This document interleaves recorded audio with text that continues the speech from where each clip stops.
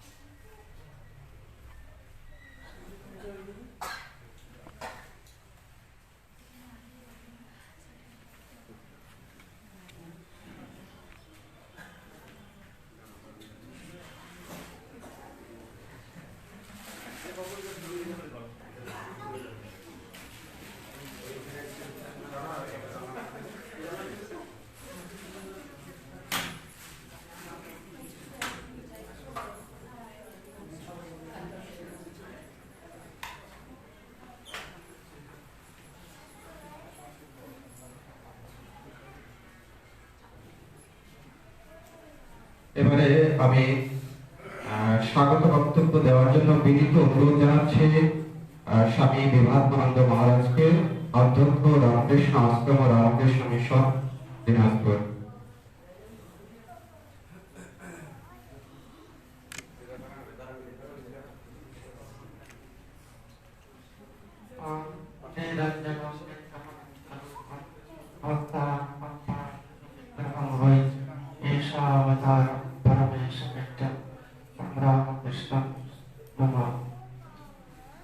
আজকে আমরা বিশেষ দিনে উপস্থিত হয়েছি, এই শ্রীমত দিনে, যেখানে আমরা চিন্তা করছি সেই দিনটির কথা, যে দিনটি না থাকলে আজকে যে রামকৃষ্ণ সংঘ বা শ্রীরামকৃষ্ণের যে ভাবধারা সারা বিশ্বে ছড়িয়ে পড়েছে, এটি হয়তো অন্যভাবে প্রভাবিত হত। কারণ এই দিনে শ্রীরামকৃষ্ণের শিষ্যগণ 9 জন শিষ্য, যারা পরবর্তীকালে, কথাগুলো বোঝা যাচ্ছে না, আমি হচ্ছে বুঝতে পারছেন,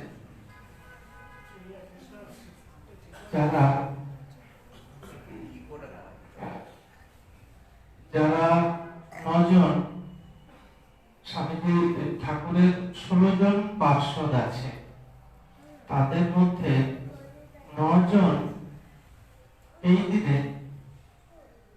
ঠিক প্রভু যীশু খ্রিস্টের এই ধরাধামে আবির্ভাবের প্রাক সন্ধ্যায় প্রভুর আগমন হয়েছে 25শে ডিসেম্বর। তার আগের দিন 24 ডিসেম্বর সন্ধ্যায় আটপুরে, সেটি হলো পশ্চিম বাংলার হুগলি জেলায় অবস্থিত, সেখানে এই 9 জন 1886 খ্রিস্টাব্দে শ্রীরামকৃষ্ণদেব শরীর ত্যাগ করেছেন। প্রত্যেকের মনে ব্যথা, বিষণ্ণতায় ভরা, কি হবে, ভবিষ্যতে কি করবেন, কোন কেউ স্থির সিদ্ধান্ত নিতে পারছেন না।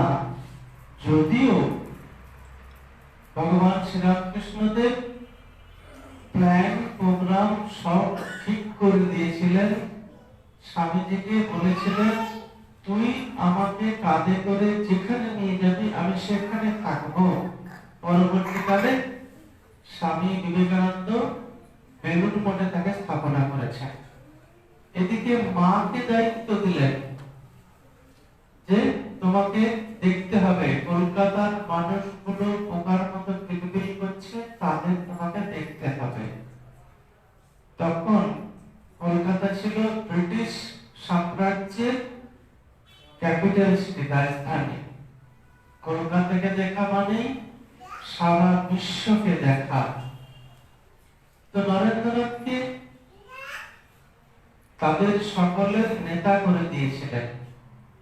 এগুলো কিন্তু শ্রীরামকৃষ্ণদেব ঠিক করেই গিয়েছিলেন। তারপরেও তিনি যখন তাদের স্থূল শরীর ত্যাগ করলেন, তখন কিন্তু এরা কি করবেন, কোথায় যাবেন, এই নিয়ে প্রত্যেকের বিষণ্ণতায় ভরা, ঠিক করতে পারছিলেন না। তো এই বেদনা বিদুর মনে একটু শান্তি দিতে স্বামী প্রেমানন্দ মহারাজ, যার নাম আমরা বাবুরাম মহারাজ বলে যাকে চিনি, তার মা, গর্ভধারিণী মা, তখন তাদেরকে নিমন্ত্রণ করলেন যে চলো তোমরা আমাদের আটপুরের গ্রামে এসো, সবাই মিলে কয়েকদিন কাটিয়ে যাও এবং সে তারপরে তোমরা ঠাকুরকে নিয়ে একটু চিন্তা ভাবনা করো, এই উদ্দেশ্য আনন্দ মশগুল করো, এই উদ্দেশ্য। তারা সবাই তখন কিন্তু কেউ সন্ন্যাসী হয়নি, মাথায় রাখতে হবে। এই যে ছেলেগুলো ছড়াগুলো করে বেড়াচ্ছে, মুক্ত যেরকম আছে সামনে বসে আছে, ওই রকমই একটি সবাই কিন্তু তরুণ, কেউ কিন্তু সন্ন্যাসী হয়নি, কেউ পড়াশোনা করছিলেন, কেউ ছেড়ে বেরিয়ে যাবেন, কেউ ঘুরতে শুরু করেছেন, সেই সব। তো তারপরে ওনারা আটপুরে গেছেন। কলকাতা থেকে আটপুর ট্রেন যোগে অন্যান্য যানবাহনে করে গ্রামে পৌঁছেছেন। পৌঁছে বেশ কয়েকদিন বেশ আনন্দেই কাটছে তাদের, কিন্তু প্রত্যেক দিন তাদের সন্ধ্যের সময় একটু প্রসঙ্গগত আধ্যাত্মিক প্রসঙ্গ, ঠাকুরের কথাবার্তা, তার চিন্তা, এইসব নিয়ে দিন কাটাচ্ছে। সেই সময় এই ঠিক এই আজ 24শে প্রভু যিশুর আগমনের আগের দিন কি হলো, বিবেকানন্দ ঠিক সন্ধ্যের সময় এরকম ভাবে প্রভু যিশুর কথা বলতে লাগলেন। প্রভু যিশুর কথা বলতে বলতে তিনি এত ভাবে বিভোর হয়ে উঠেছেন এবং তার যে ত্যাগী সন্তান, তাদের ত্যাগ বৈরাগ্যের কথা শুনে সবাই অভিভূত হয়ে গেছে। তখন তারা সংকল্প করলেন, বললেন, বিবেকানন্দ সবাইকে আহ্বান করলেন, প্রভু যিশুর সন্তানেরা তার বিয়োগের পরে যদি তারা এই প্রভু যিশুর ভাব সারা পৃথিবীতে ছড়িয়ে দিতে পারেন, তাহলে আমরা কেন ত্যাগ ও তপস্যার দ্বারা শ্রীরামকৃষ্ণ যে নির্দেশ আমাদেরকে দিয়ে গেছে সেই নির্দেশ মতো আমরা আমাদের জীবনকে কেন চালিত না করি?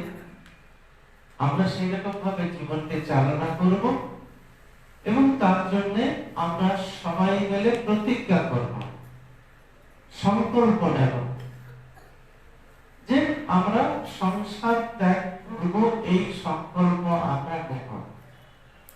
আমরা জানি সনাতনীদের মতে কোন শুভ কাজে আমরা অগ্নিকে সাক্ষী করি। অগ্নি আমাদের দেবতা। আমাদের কোন বিয়ে বাড়ির অনুষ্ঠানেও যেরকম ভাবে সমাজকে সাক্ষী করা হয়, অগ্নিকে সাক্ষী করে সাক্ষের দেওয়া হয়, তো এইরকমই এরাও অগ্নিকে সাক্ষী করে সংকল্প নিচ্ছেন যে আমরাও প্রভু যিশুর সন্তানেরা যেরকম ভাবে ত্যাগের পথে গেছেন, আমাদেরকে শ্রীরামকৃষ্ণ যে ত্যাগের কথা শুনিয়েছেন, জীবন দিয়ে দেখিয়েছেন, আমরাও ঠিক সেইভাবে চালিত হব। এই আমরা সংকল্প নেব। এই যখন তিনি বললেন তখন সঙ্গে সঙ্গে সন্ধ্যের সময় শীত, বুঝতেই পারছেন। এইদিকে গ্রামের দিকে একটু সবাই কি করে কাঠ পাতাগুলো সামনে জড়ো করে আগুন জ্বালিয়ে আগুন পোয়ায়। তারাও করলেন কি আগুন জ্বালিয়ে দিলেন এবং সেই আগুনের সামনে সবাই মিলে প্রতিজ্ঞা করলেন, সংকল্প করলেন যে আমরা অন্য কোনো চিন্তা আর করব না। আমরা কিন্তু ফল ছাড়ব, ত্যাগের আদর্শে আমরা এগিয়ে যাব, ত্যাগের পথে। তারপরে তারা সেইখান থেকেই আমাদের এই যে সংঘের আমরা সূচনা বলতে পারি, গোমুখ গঙ্গার উৎস মুখ। যারা গোমুখে গেছেন তারা কিন্তু দেখেছেন, যে আমি নিজেও দেখে এসেছি, গোমুখ গঙ্গা ওখান থেকে বেরিয়ে এসেছে সেই মুখ। সেখানে তো এত জল থাকে না। তো সেই রকমই আটপুর হলো শ্রীরামকৃষ্ণ ভাব গঙ্গার উৎস মুখ।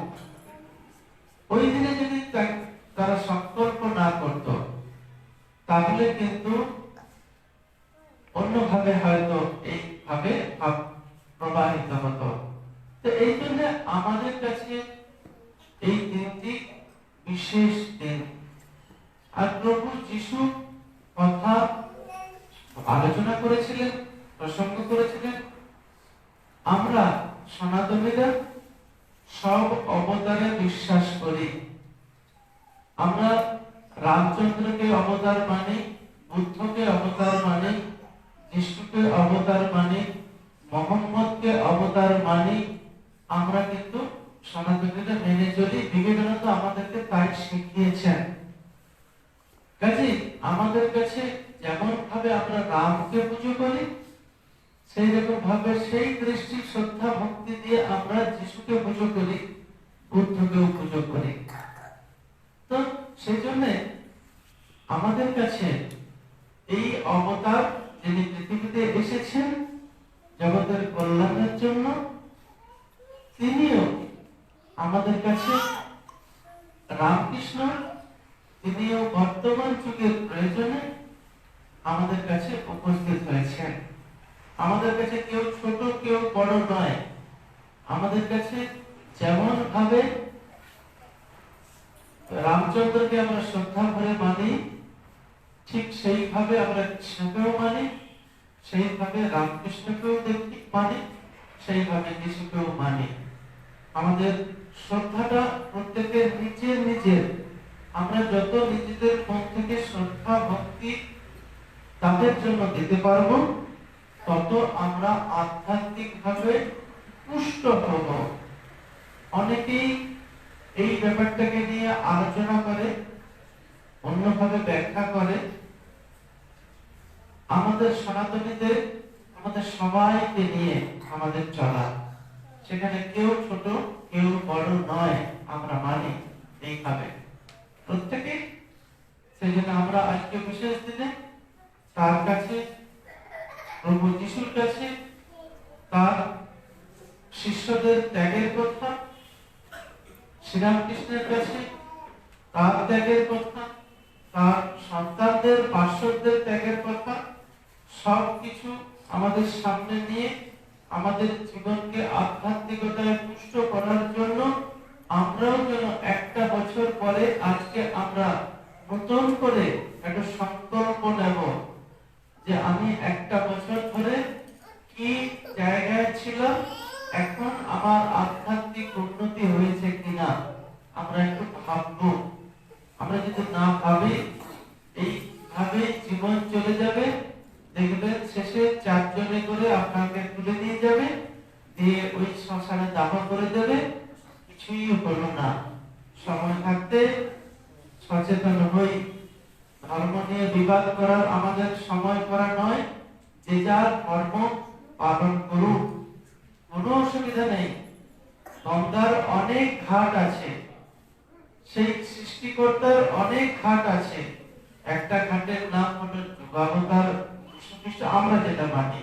আরেকটা ঘাটের নাম হলো কৃষ্ণ, আরেকটা ঘাটের নাম হলো চৈতন্য, আরেকটি ঘাটের নাম হলো রামচন্দ্র, বুদ্ধ। কিন্তু তিনি একই, যেমন গঙ্গার জল একই, বিভিন্ন ঘাটের নামে। সেটাতে ধর্ম নিয়ে বিতর্ক করার কোনো দরকার হয় না, আমরা করব না। অ্যাটলিস্ট যারা আমরা সচেতন ভক্ত তারা তো করবই না। আমরা শ্রদ্ধা করে তাদেরকে প্রণাম করে প্রার্থনা করে আমাদের জীবনটাকে ধন্য করব, সেই প্রার্থনা জানাই। আর আপনাদের প্রতি সেই সংকল্প নেওয়ার আহ্বান জানিয়ে আজকে আমি এই প্রসঙ্গ শেষ করছি। তার আগে আমাদের সামনে উপস্থিত হয়েছেন মাননীয় ফাদার বিদ্যা বর্মন মহোদয়।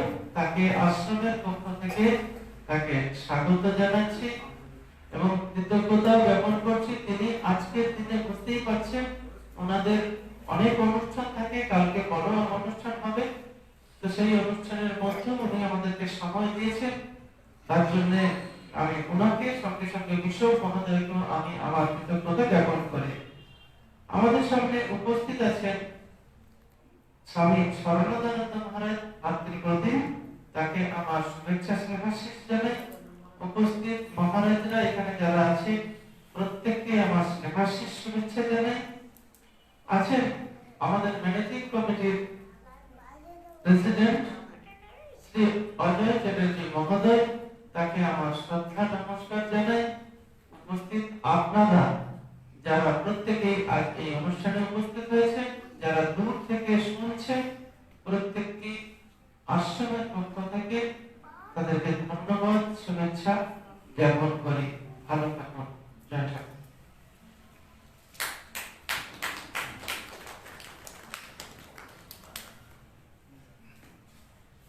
আজকের এই শুভ দিনে যে যিশুর আবির্ভাব সংবাদ, সেই বিষয়ে মহারাজ যথার্থ তাৎপর্য ব্যাখ্যা করলেন। শ্রী রামকৃষ্ণের মূল শিক্ষা ছিল যত মত তত পথ।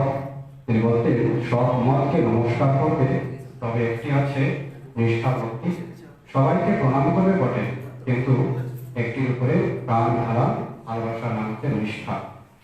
বটগাছ যেমন তার চারপাশ থেকে সমস্ত বায়ু জল সব গ্রহণ করে, কিন্তু তাই বলে বটগাছ কিন্তু বায়ু বা জল হয়ে যায় না, ঠিক আছে? তদ্রুপ আমরা সমস্ত ধর্মের ভালো ভালো বিষয়গুলি গ্রহণ করবো, কিন্তু তাই বলে সেই ধর্ম আমরা গ্রহণ করবো না। তো এবারে আমি বিনীত অনুরোধ জানাচ্ছি কথামিত পাঠ করার জন্য মাননীয় শ্রী অজয় কুমার চ্যাটার্জি মহাশয়কে।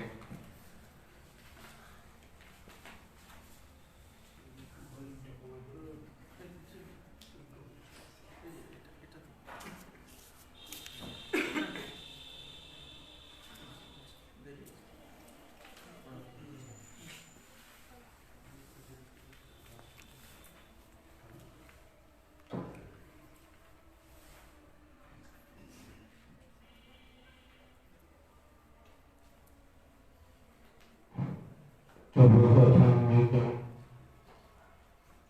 জীবন কবি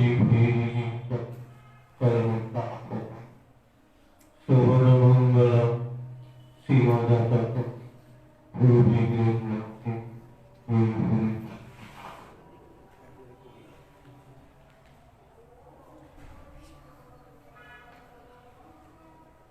ঠাকুর সর্বধর্ম সমন্বয়ার্থ বৈষ্ণব, শাক্ত, শৈব ইত্যাদি ভাব সাধন করিয়া অপরদিকে আল্লাহ মন্ত্র জপ ও যীশু খ্রিস্টের চিন্তা করিয়াছিলেন। যে ঘরে ঠাকুর থাকিতেন সেখানে ঠাকুরদের ছবি ও বুদ্ধদেবের মূর্তি ছিল।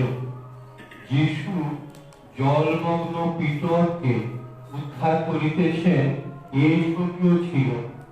এখনো সে ঘরে গেলে দেখিতে পাওয়া যায়। আর ওই ঘরে ইংরেজ ও আমেরিকার ভক্তেরা আসিয়া ঠাকুরের ধ্যান চিন্তা করেন দেখা যায়।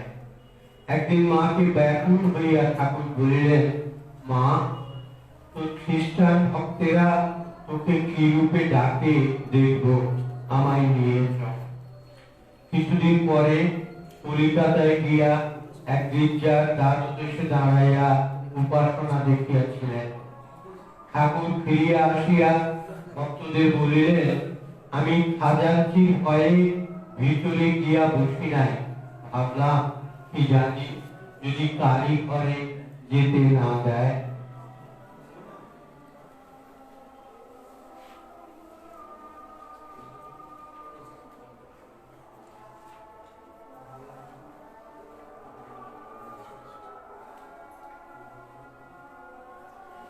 বলরামের বাড়ি বৈঠকখানার পশ্চিম পাশের ঘরে ঠাকুর বিশ্রাম করিতেছেন।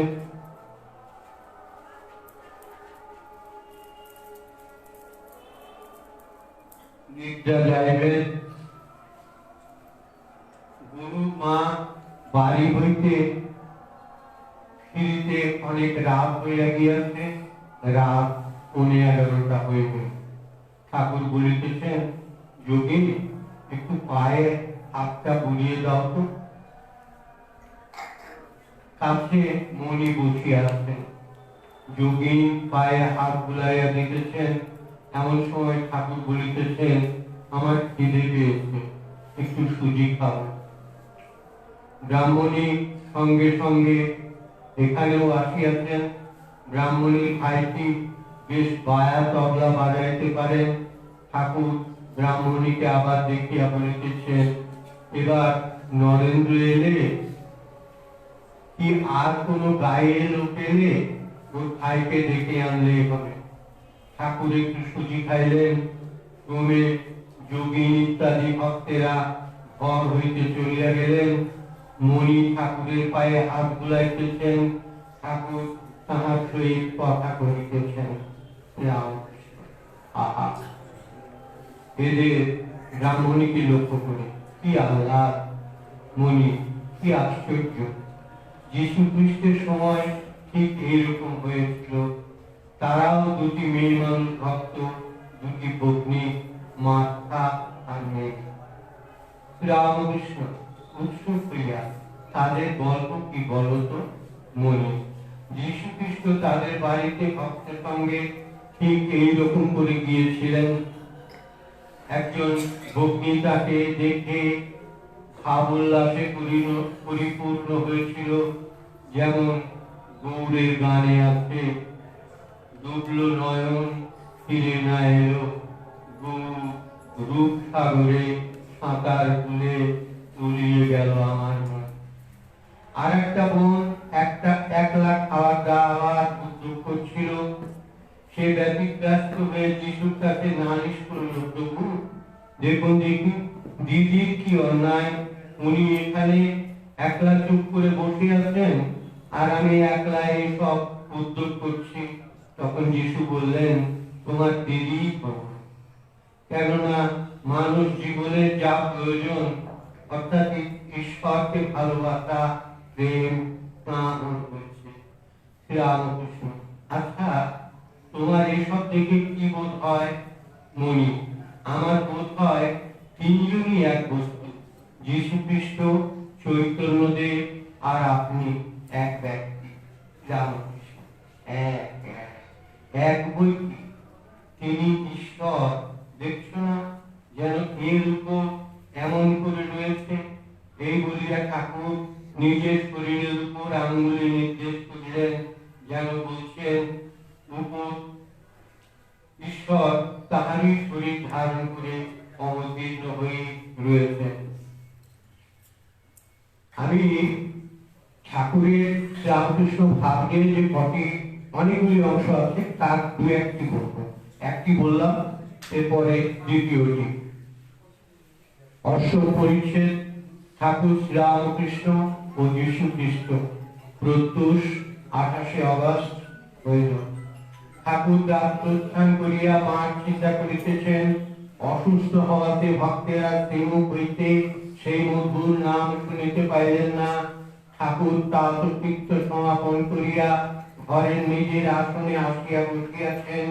মণিকে বলিতেছেন, আচ্ছা রোগ কেন হলো?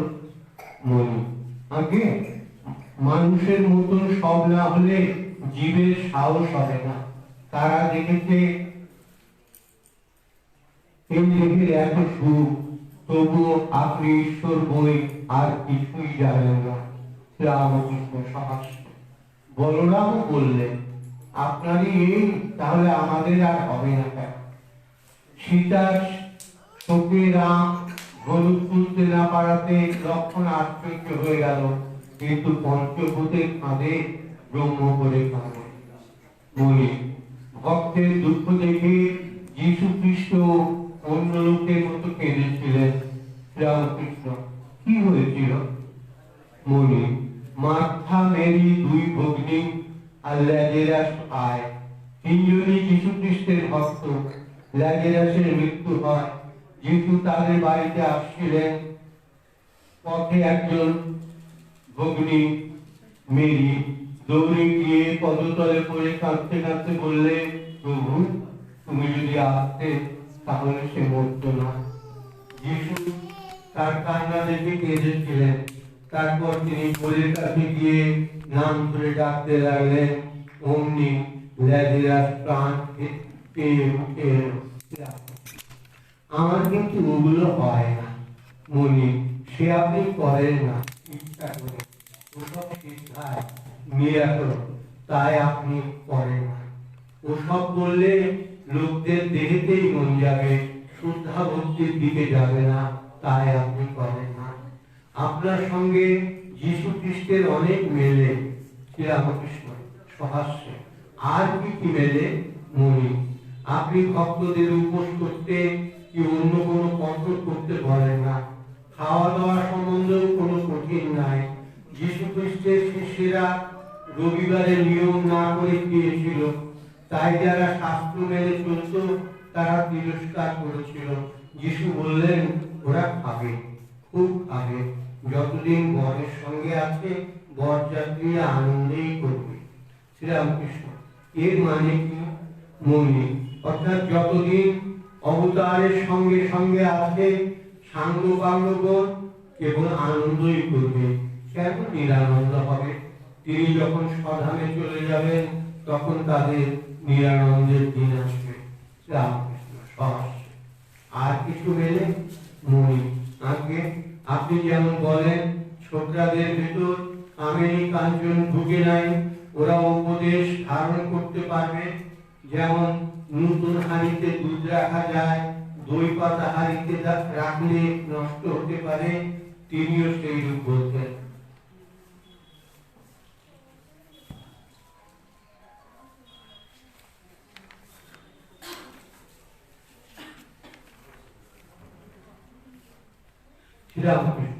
কি বলতেন? মনি, পুরনো বোতলে নতুন মদ রাখলে বোতল কেটে যেতে পারে, আর পুরনো কাপড়ে নতুন তালি দিয়ে শীঘ্র ছিঁড়ে যায়। আপনি যেমন বলেন মা আর আপনি এক, তিনিও তেমনি বলতেন বাবা আর আমি এক, I and my father are one। Ramakrishna সহাস্যে। আর কিছু?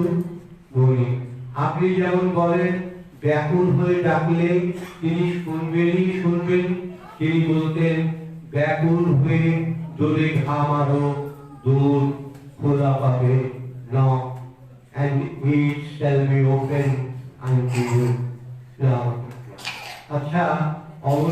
যদি হয় তা পূর্ণ না অংশ না কলা, কেউ কেউ বলে পূর্ণ মহিমাজ্ঞা।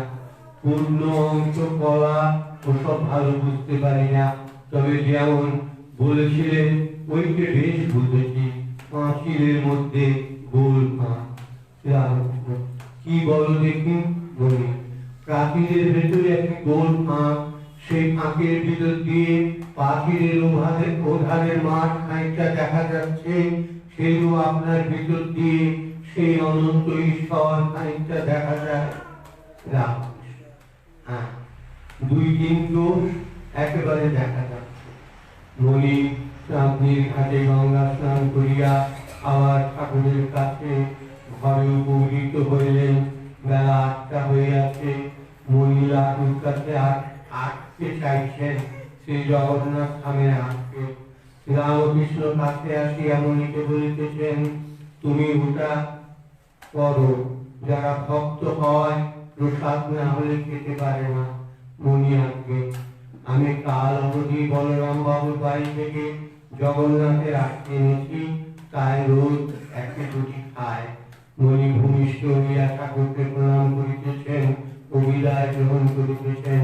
ঠাকুর সস্নেহে বলিতেছেন, তবে তুমি সকাল সকাল এসো, আবার ভাদ্র মাসে রৌদ্র ভরত পাড়া। ওম নিরঞ্জন নিত্যম अनन्तरूपं भक्तानुकम्पाधितविग्रहं वै एषावतारं परमेश्वरीढ्यं तं रामकृष्णं शेषामि।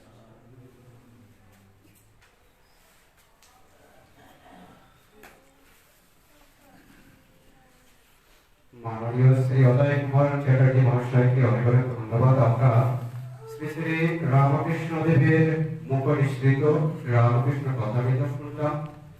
এই কথামৃতকে বলা হচ্ছে এ যুগের বেদান্ত।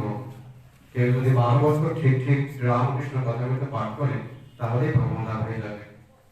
তো ঠাকুরের আমরা সত্যই সন্তান, যে ঠাকুর কত সহজভাবে আমাদের ভগবান লাভ করার পথ বলে দিয়েছেন এই শ্রী শ্রী রামকৃষ্ণ কথামৃত বইয়ে। যিশুর বাণী, তোমরা যদি মনের পরিবর্তন করে ছোট শিশুদের মতো না হও, তবে কোনো মতেই স্বর্গরাজ্যে প্রবেশ করতে পারবে না। এবারে বাইবেল পাঠ করার জন্য বিনীত অনুরোধ জানাচ্ছে স্বামী শরণাদানন্দ মহারাজকে।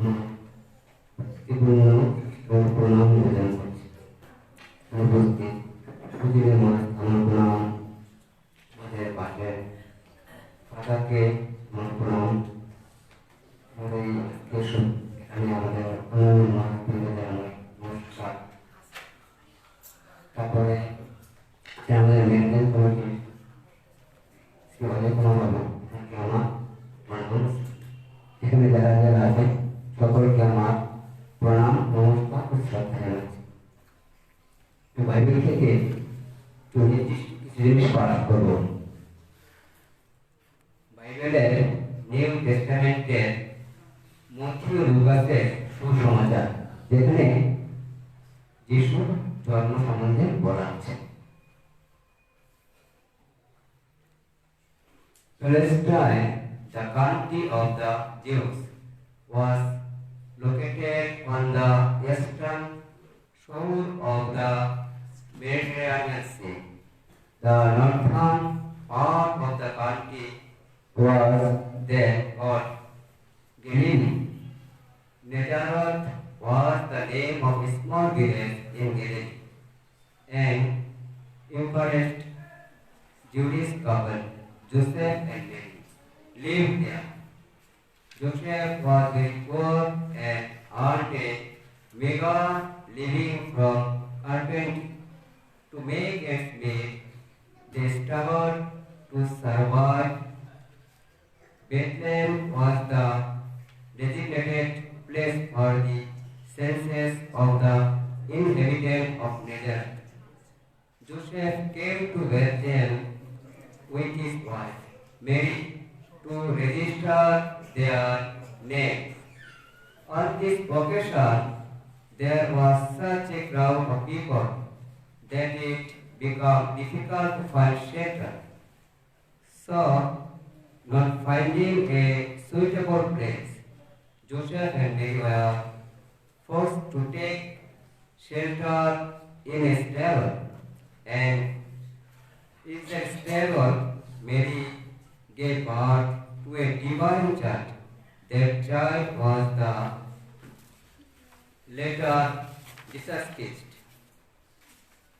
who spent his life spreading love and preaching the glory of God, and ultimately sacrificed himself by being crucified due to the unjust judgment of the tyrannical king.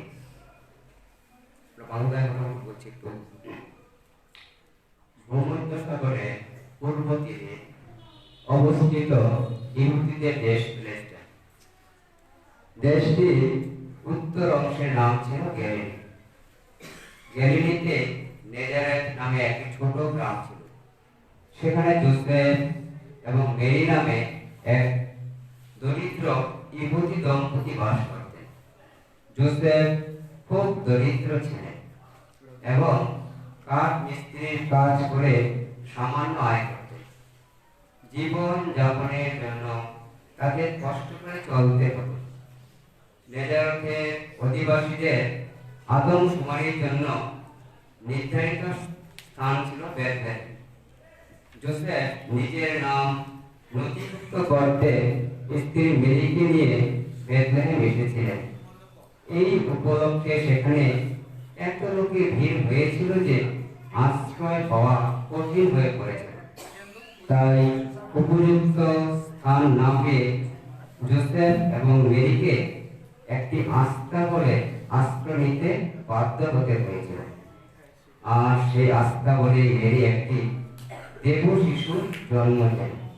সেই শিশুই পরবর্তীতে যীশুখ্রিস্ট হিসেবে পরিচিত হয়, যিনি জীবন কাটিয়েছেন মানুষের মধ্যে প্রেম ছড়িয়ে, ভগবানের মহিমা প্রচার করে এবং শেষ পর্যন্ত এক স্বৈরাচারী রাজার অন্যায় বিচারে ক্রুশবিদ্ধ হয়ে নিজেকে আত্মাহুতি দিয়েছিলেন।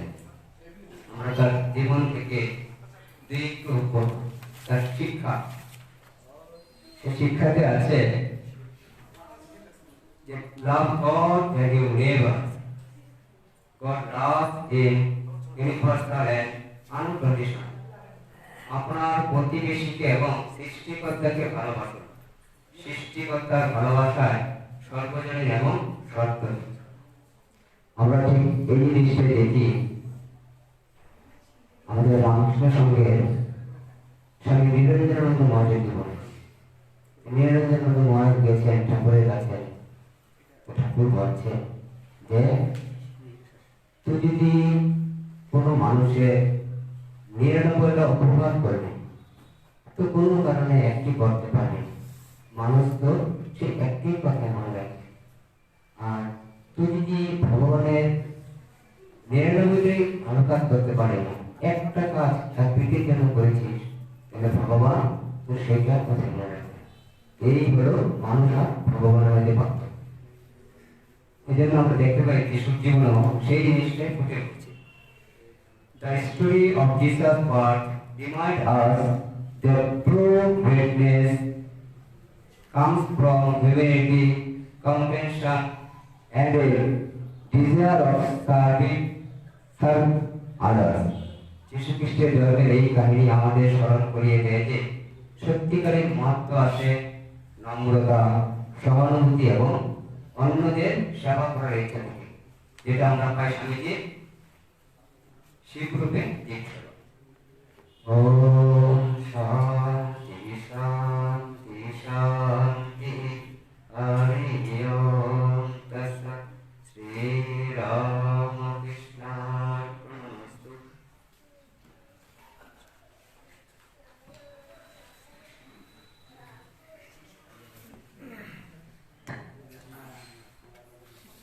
আমরা পবিত্র বাইবেল পাঠ শুনলাম।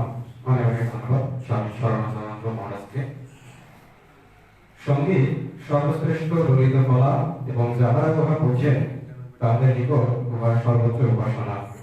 মনুষ্য মনের উপর সঙ্গীতের অসাধারণ প্রভাব উহা মুহূর্তে মনের একাগ্রতা আনিয়া দেয়। ধ্যানের দ্বারা যে ফল লাভ হয় সঙ্গীতেও তা হয়। তো এবারে সঙ্গীত একটি গাওয়ার জন্য মৃত্যু আমরা জানাচ্ছি আমাদের অত্র আশ্রমের স্বামী সমানন্দ মহারাজকে।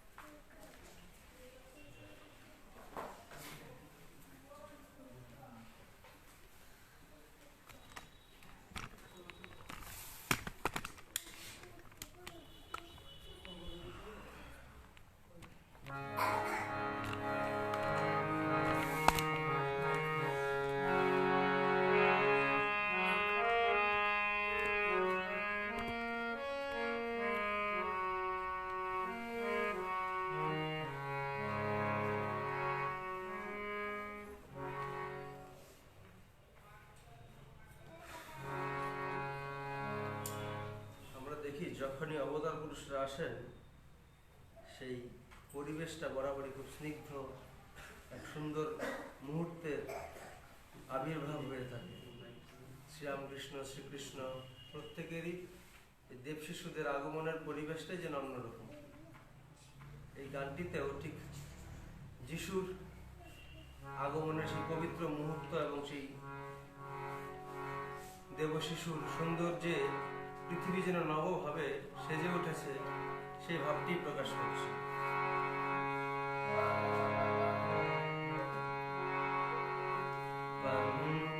নিবাস মাঝে কে হাসে শিশু শশী, গগনে উঠিও চাঁদ ভূতলে উদয় আসি। নিবাস মাঝে কে হাসে শিশু শশী, গগন ছাড়িয়া চাঁদ ভূতলে উদয় আসি। চাঁদ তো নয় হায় চাঁদ পড়ে তার পায়ে, চাঁদ তো নয় হায় চাঁদ পড়ে তার পায়ে। ত্রিভুবন আলো করে সুমুখেতে দেব হাসি, ত্রিভুবন আলো করে সুমুখেতে দেব হাসি। সেই হাসি নিরখিয়া পুলকে পুরিল হিয়া, সেই হাসি নিরখিয়া পুলকে পুরিল হিয়া। গগনে উঠিল গান জয় জয় ঈশামসী, সেই হাসি নিরখিয়া পুলকে পুরিল হিয়া। গগনে উঠিল গান জয় জয় ঈশামসী, জয় জয় ঈশামসী।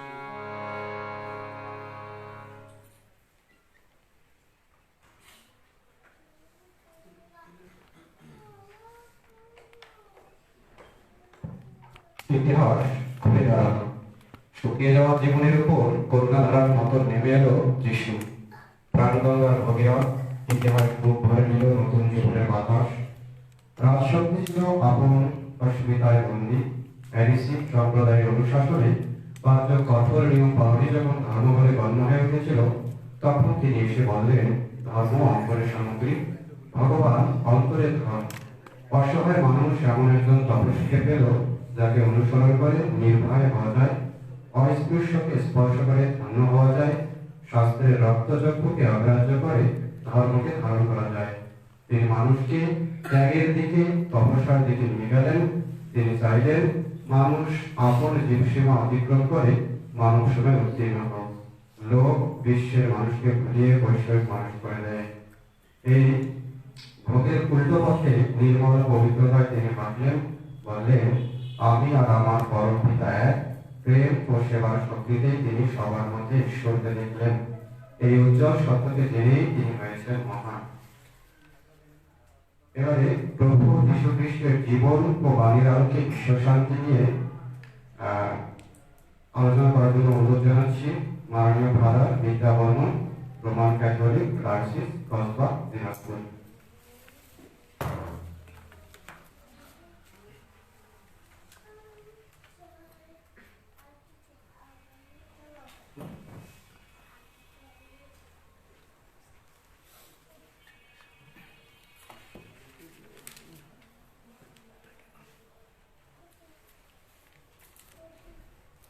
বলো শ্রী যিশুর নাম। এখানে উপস্থিত শ্রদ্ধাভাজন মহারাজ, অন্যান্য ব্রহ্মচারীগণ, শ্রদ্ধাভাজন ভক্তগণ, আপনাদের সবাইকে আজকে বড়দিনের শুভেচ্ছা জানাচ্ছি। আমরা যদি পৃথিবীর ইতিহাস দেখি, যুগে যুগে অনেক মহান পুরুষ এসেছেন পৃথিবীতে। সবাই এসেছেন ঈশ্বরের কাছ থেকে, ঈশ্বর তাদেরকে প্রেরণ করেছেন। আমাদের খ্রিস্ট ধর্মে একজন সাধু আছে, তার নাম হচ্ছে সাধু ইরেনিয়াস। তিনি বলেছেন, ঈশ্বরের সন্তান মানুষ হয়েছেন যেন মানুষের সন্তান ঈশ্বরের সন্তান হতে পারে।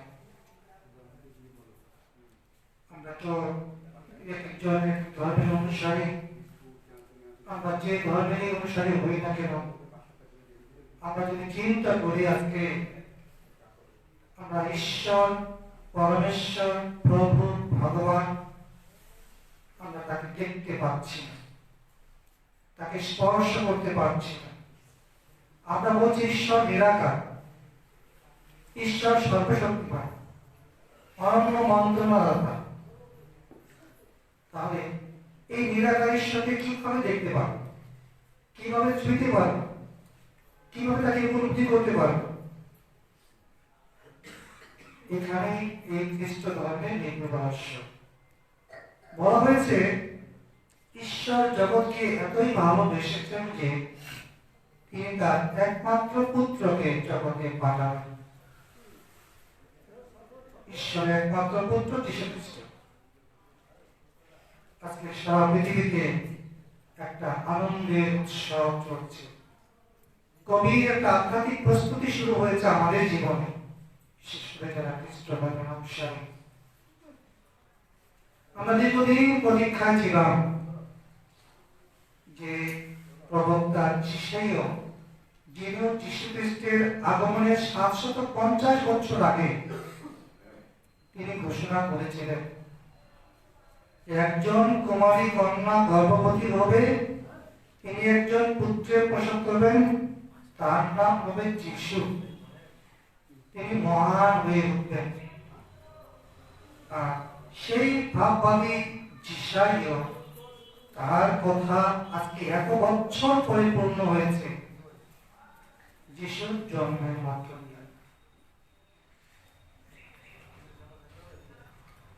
বাইবেলে নতুন নিয়মে যিশুর একজন শিষ্য ফিলিপ যিশুকে বলেছিল, প্রভু পিতাকে একবার দেখিয়ে দিন। আর যিশু তাকে বলেছিলেন, ফিলিপ তুমি এই কথা জানো না যে আমাকে দেখেছে সে পিতাকেও দেখেছে? তাহলে যিশু হচ্ছেন পিতা ঈশ্বরের দৃশ্যমান প্রতিনিধি, উপস্থিতি। যে ঈশ্বর নিরাকার, সেই ঈশ্বর সাকার হলেন, আমাদের মাঝে ধরা দিলেন। আর যিশু হচ্ছেন ঈশ্বরের দৃশ্যমান উপস্থিতি বা প্রতীক। প্রিয়জনেরা, আজকে বড়দিনের এই আনন্দে আমরা যীশু খ্রিস্টের জন্মের ঘটনা শুনেছি। যীশু খ্রিস্টের সেই জন্মের ঘটনার মধ্যে অনেক উপস্থিতি এখানে আমরা দেখি যে ঈশ্বরের অনুগ্রহ পৃথিবীতে নেমে এসেছে, ঈশ্বর মানুষের সহায়তা গ্রহণ করেছেন। এখানে আমরা শুনেছি সাধু যোসেফের কথা, যিশুর পালক পিতা, শুনেছি সেই নাজারেতের কুমারী কন্যা মারিয়া, শুনেছি দেবদূতের কথা, যে দেবদূত গাব্রিয়েল এই কুমারী মারিয়ার কাছে এসে বলেছিলেন, প্রণাম মারিয়া, প্রসাদে পূর্ণা, আপনি ঈশ্বরের অনুগ্রহ লাভ করেছেন, আপনি ঈশ্বর পুত্রের মা হতে চলেছেন। আর মারিয়া, তার তো বিয়ে হয়নি, তিনি বলেছেন এ কি করে সম্ভব? তিনি ভয় পেয়েছেন, বলেছেন ঈশ্বরের দ্বারা সবই সম্ভব, ঈশ্বর সর্বশক্তিমান, ঈশ্বর সবকিছু করতে পারেন। মারিয়া বলেছেন, আমি প্রভুর দাসী, আপনি যা বলছেন আমার জীবনে তাই ঘটুক, তাই ঘটুক। ভাই বোনেরা, যখনই এই কুমারী মারিয়া বা মরিয়ম এই দেবদূতের কথায় বিশ্বাস করেছেন, তখন থেকে যিশুর জন্মের যাত্রা শুরু। ঈশ্বরের কোনো প্রয়োজন ছিল না মানুষ হওয়ার জন্য, কিন্তু কেন? জগতের মানুষ পাপে অন্ধকারে নিমজ্জিত, মানুষ পাপে ডুবে গেছে, মানুষ পাপের মধ্যে হারিয়ে গেছে, পথভ্রান্ত হয়েছে, বিপদে গেছে। এই পাপগ্রস্ত মানুষকে উদ্ধার করতে ঈশ্বর এই মহান পরিকল্পনা গ্রহণ করেছেন জগতের মাঝে। আর এই জন্যই যিশু পাপ পীড়িত মানুষ হিসেবে পৃথিবীতে তিনি প্রচার জীবন করেছেন। আমরা দেখি যে বাইবেলের সেই গালিল প্রদেশের সেই নাজারেত এলাকায় যিশু বড় হয়েছেন এবং তিনি তার দীর্ঘদিন 33 বছর এই প্রচার জীবন তিনি করেছেন। যিশুর প্রচার জীবনের যে গুরুত্বপূর্ণ শিক্ষাগুলো আপনারা ইতিমধ্যে শুনেছেন, মহারাজগণ বা ব্রহ্মচারীগণ যারা এই অমৃত বাণী শুনিয়েছেন, আমাদেরকে বাইবেল থেকে পাঠ করেছেন, বলেছেন প্রতিবেশীকে ভালোবাসো, মানুষকে ভালোবাসো, মানুষকে সেবা করো, সেটি হচ্ছে আসল ধর্ম। প্রিয়জনেরা, ঈশ্বর আপনাকে শূন্য করলেন, দাসের রূপ ধারণ করলেন, ধনবান হয়েও আমাদের নিমিত্তে দরিদ্র হলেন, যেন আমরা তার দরিদ্রতায় ধনবান হই। আমরা যিশুর জন্মের ঘটনাটা যখন শুনছিলাম যে প্যালেস্টাইনের সেই বেথলেহেম নগরে একটা ছোট্ট গুহার মধ্যে সেখানে যিশুর জন্ম হয়েছে। যিশু তো ঈশ্বর, ঈশ্বর তো পৃথিবী সৃষ্টি করেছেন, সব ক্ষমতা তার আছে, কিন্তু কেন বাইবেল বলছে যিশুর জন্ম অত্যন্ত দরিদ্র বেশে সে বেথলেহেম নগরে হলো? ঈশ্বর একটা মহান কাজ করেছেন, তিনি ধনবান হয়েও ঈশ্বর তো বাদ দিয়ে তিনি মানুষের রূপ ধারণ করলেন, দরিদ্র হলেন মানুষের মতো, যেন মানুষ বুঝতে পারে ঈশ্বরকে, যে ঈশ্বর দরিদ্র বেশে আমাদের জীবনে ধরা দিলেন। আর সেই জন্য এই বেথলেহেমে, যেখানে পশু বিশ্রাম নেয়, পশুর খাবার খায়, এইরকম একটা নম্র পরিবেশে, একটা অবাঞ্ছিত জায়গায় যিশুর জন্ম হলো। তাই প্রিয়জনেরা, আজকে আমরা জানি যে সারা পৃথিবীতে যে আনন্দ হচ্ছে যিশুর জন্মদিনকে কেন্দ্র করে। যিশু এসেছেন শান্তির দূত হিসাবে, শান্তির রাজা হিসাবে। যিশুর জীবনে সব ধরনের মানুষের উঠাবসা ছিল, পাপী, তাপী, গরিব, ধনী, কণিকা, সব ধরনের মানুষ পরগ্রাহক, কেউ তার সংস্পর্শ থেকে বাদ যায়নি। যিশু সবাইকে আলিঙ্গন করেছেন, সবাইকে ভালোবেসেছেন, সবাইকে ঈশ্বরের কাছে নিয়ে যাবার জন্য তিনি চেষ্টা করেছেন। আজকের এই দিনটি, আজকের এই রাত্রিটি অত্যন্ত পবিত্র আমাদের কাছে, যে স্বয়ং ঈশ্বর পৃথিবীতে তার পুত্রকে পাঠাচ্ছেন এই জগতের ত্রাণকর্তা রূপে, মুক্তিদাতা রূপে। যখন যিশুকে এই মামায়ার কাছে স্বর্গদূত বলেছিলেন এই ঘটনাটি, আর যখন যিশুর জন্ম হয়েছে, যিশুর নাম দেওয়া হয়েছে ইম্মানুয়েল। ইম্মানুয়েল শব্দটির অর্থ হচ্ছে যে ঈশ্বর আমাদের মাঝে বাস করেন। ঈশ্বর স্বর্গে ছিল, সেই ঈশ্বর এখন পৃথিবীতে আমাদের মানব সমাজে থেকে বাস করছেন, আমাদের মাঝে আছেন। তাই প্রিয়জনেরা, আজকে এই সুন্দর একটি মুহূর্তে আজকে আমি আপনাদের মাঝে আসতে পেরে আমি অত্যন্ত নিজেকে ধন্য মনে করছি যে এই সুন্দর একটি সুযোগ আপনারা দিয়েছেন এই রামকৃষ্ণ আশ্রমে আজকে যিশুর জন্মদিনের এই শুভ বাণী, এই পবিত্র বাণী আপনাদের সঙ্গে আলোচনা করার জন্য। এটা কোনো বক্তব্য নয়, আমার ব্যক্তিগত অনুভূতি, চিন্তা, বাইবেলের আলোকে যিশুর জীবনকে, তার জন্মকে সার্থক করার জন্য। তাহলে আপনাদের সবার প্রতি বড়দিনের অনেক অনেক শুভেচ্ছা, আনন্দ, আপনাদের শান্তি সবার জীবনে হোক, মনকে শান্তি আসুক। যে যিশু বলেছেন জগতে শান্তি বিরাজ করুক, তোমাদের শান্তি হোক। এই শান্তি আজকে বর্তমান পৃথিবীতে আমাদের দেশে অনেক দরকার, আমরা বাস্তবে দেখতে পাচ্ছি। শান্তির দূত আমরা হতে চাই, শান্তির বার্তাবাহক আমরা হতে চাই। সে যে ধর্মেরই হোক না কেন, আমরা সবার মাঝে সেই শান্তি ও সম্প্রীতির কথা বলতে চাই। তাদের যিশুর জন্মদিন সার্থক হোক, সবার জীবনে শান্তি বয়ে নিয়ে আসুক, কল্যাণ বয়ে নিয়ে আসুক, মঙ্গল বয়ে নিয়ে আসুক। আমরা সেই প্রার্থনা করবো শ্রী যিশুর কাছে। সবাইকে নমস্কার, ধন্যবাদ।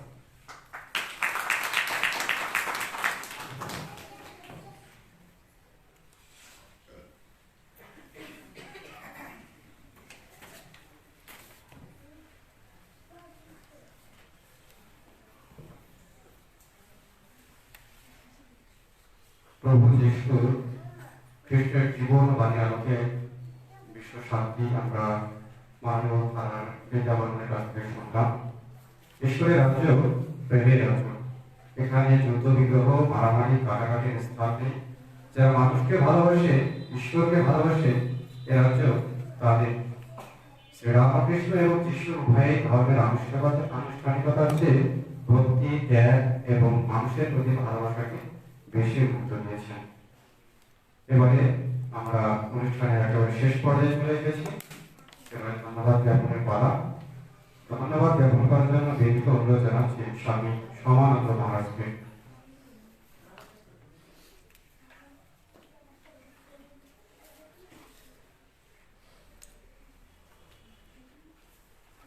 আজ 24শে ডিসেম্বর 2025 বিশেষ দিন। আজকে আমরা এই দিনটি বিশদ অনুষ্ঠান বলার মধ্যে দিয়ে, বিশেষ আনুষ্ঠানিকতার মধ্যে দিয়ে আমরা সে অনুষ্ঠানে দাঁড়াতে সেটা নিয়েছি। প্রথমে আমরা দেখলাম পুজো হয়েছে, ক্যারল সং এবং পরম পূজ্য পশ্চিমবঙ্গ বিবেকানন্দ মহারাজের সামনের বক্তব্য, তত্ত্বকথা, কথামৃত পাঠ এবং বাইবেল পাঠ আমরা শ্রবণ করার সুযোগ পেয়েছি। উপস্থাপনা করেছেন পরম ভগবান যিশুর মতাদর্শ তত্ত্ব জনাব বিদ্যা বর্মন। এই 24শে ডিসেম্বর এক ত্যাগের নবীন বার্তা, ত্যাগের মুক্ত প্রতীক ছিলেন ভগবান যীশু খ্রিস্ট, যার উপস্থিত থেকে এক নতুন মত বা মতাদর্শের সৃষ্টি হয়েছিল, বিশ্বে ছড়িয়ে পড়েছিল মানবতা এবং ভালোবাসা। তিনি মানবতায় মনের শুদ্ধতা এবং ভালোবাসায় বিশ্বাস করতেন, যে শিক্ষা স্বামীজিও প্রচার করে গেছেন। প্রত্যেক অবতার মহাপুরুষদের জীবনের আগমনের লক্ষ্য যেন প্রায় একই রকম থাকে এবং প্রত্যেক মহান জীবনের সঙ্গে একটি বিশেষভাবে জড়িত, সেটি হচ্ছে ত্যাগ। আজকে যে আমাদের এই উদযাপন, এটিও যেন এক বিশেষ ত্যাগকে স্মরণ করার জন্য। পূজনীয় মহারাজ উপস্থাপন করেছেন। স্বামী বিবেকানন্দ ঠাকুরের ভগবান শ্রী রামকৃষ্ণ দেবের পার্শ্বদ শিষ্য, তারা এই দিনে ত্যাগের মহান আদর্শে বিশেষভাবে ব্রতী হয়েছিলেন এবং পরবর্তীতে জানতে পারেন যে আজকে এই বিশেষ দিনটি হচ্ছে এক ধর্ম প্রবর্তকের বিশেষ আগমনের সময়। সেই দিন থেকে এই দিনটি রামকৃষ্ণ মিশনের জন্য এক বিশেষ স্মরণযোগ্য দিন হয়ে দাঁড়িয়েছে এবং আমরা সেই ত্যাগের উপমাকে স্মরণ করে ত্যাগ আদর্শ নিজেদের মধ্যে প্রতিষ্ঠিত করার জন্য এই দিনটিকে আমরা উদযাপন করি। তা আজকের এই ত্যাগব্রত অনুষ্ঠানে উপস্থিত আছেন আমাদের পরম পূজ্যপাদ মহারাজ শ্রীমৎ সেন বৃহত্তমানন্দজি মহারাজ, যার অনুপ্রেরণায় এই অনুষ্ঠানটি সার্থক হয়েছে, সফল হয়েছে।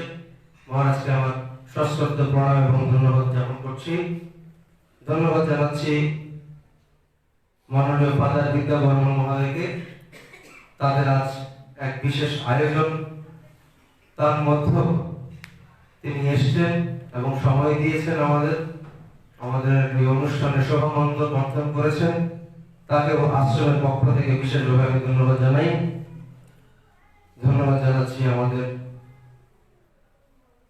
সভাপতি মহোদয় শ্রী অজয় কুমার চ্যাটার্জি।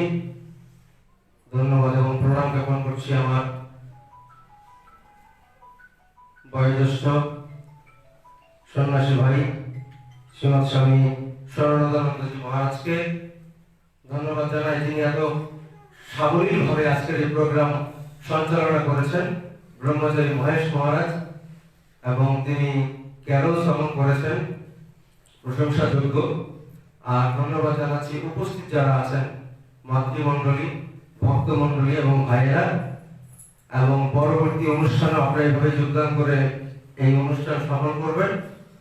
সকলকে নমস্কার জানাই, ধন্যবাদ, ভালোবাসা, এবং যাওয়ার আগে অবশ্যই প্রসাদ ধারণ করে যাবেন।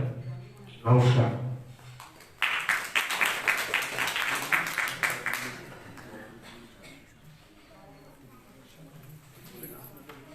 দশ তারিখ স্বামী বিবেকানন্দের জন্মতিথি উৎসব, সবান্ধবে আমন্ত্রিত। ঠিক আছে।